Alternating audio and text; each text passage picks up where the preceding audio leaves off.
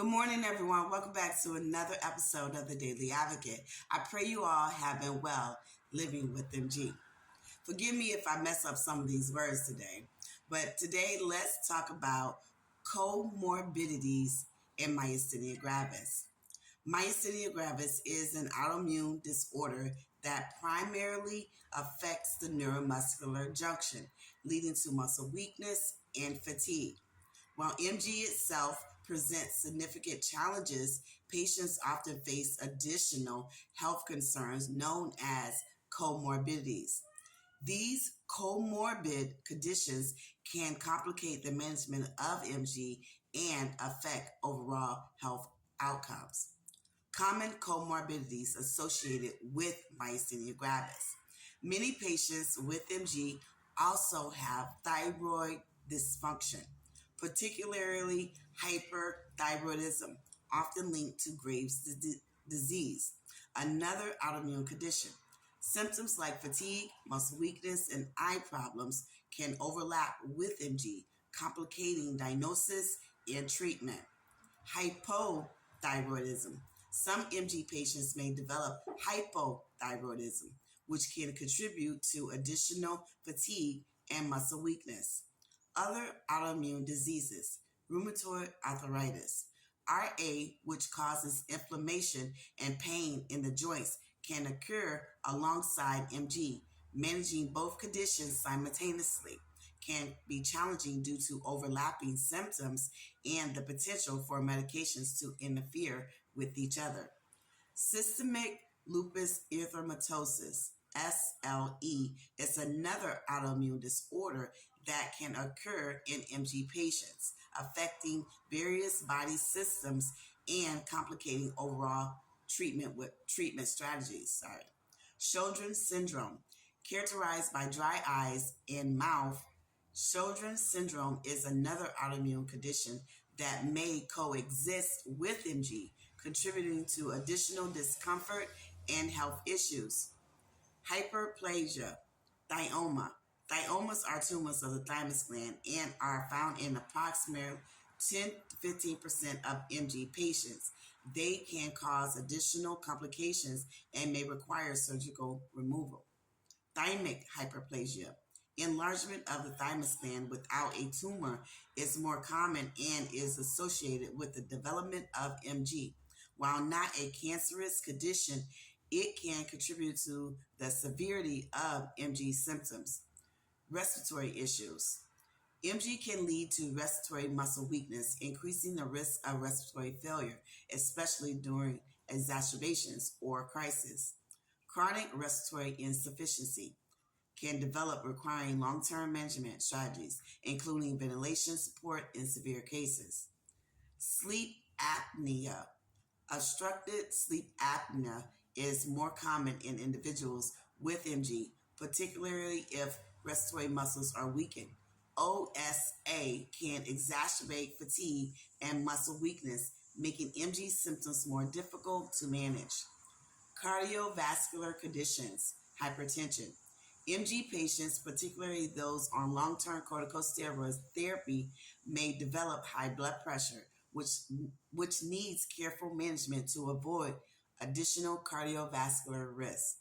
Heart disease. While not directly caused by MG, the stress of living with a chronic illness can contribute to the development of heart disease. Additionally, some medications used to treat MG, such as corticosteroids, can increase the risk of cardiovascular complications.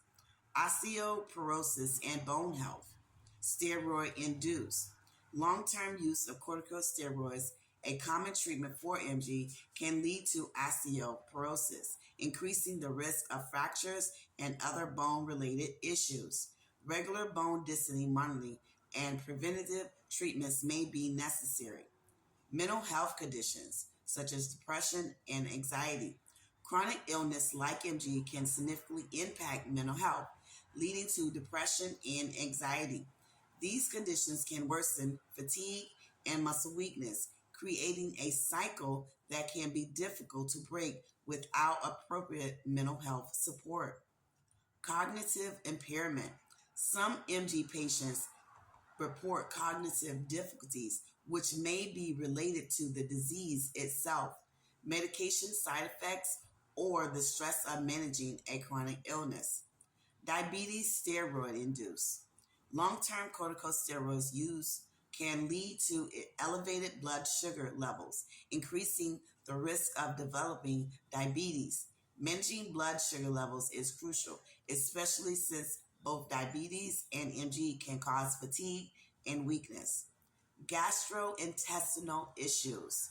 Gastroesophagus reflux disease, GERD. MG can affect the muscles involved in swallowing, leading to an increased risk of GERD.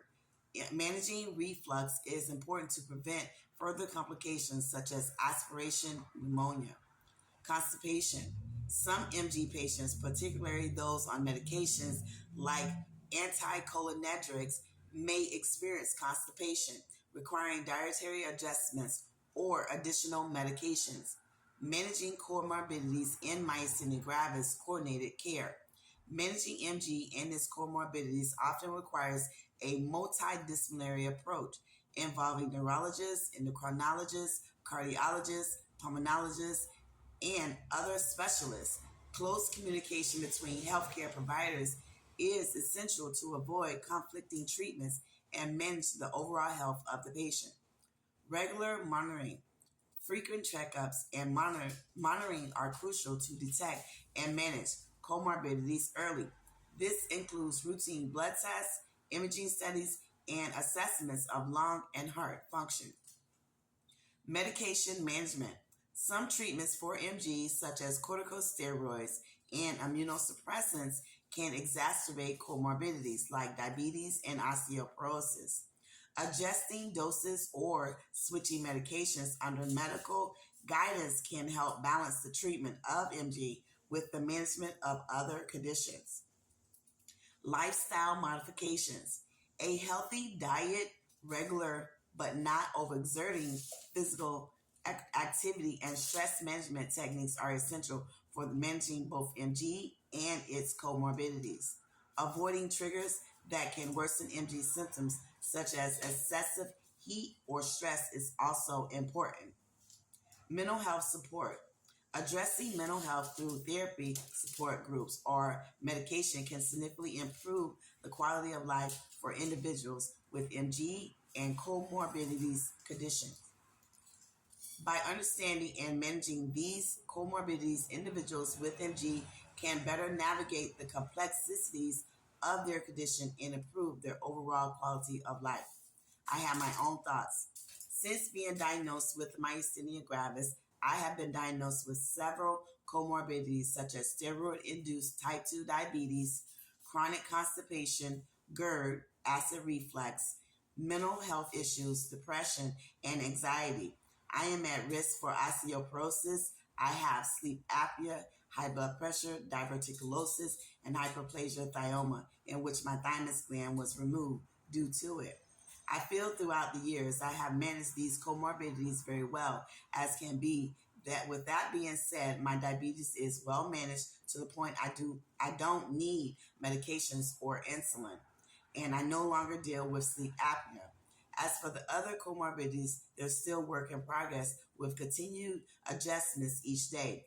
It's a process, and I continue to take one day at a time because I'm still here and still standing strong. Thank you all for watching. Until next time, everyone, take care.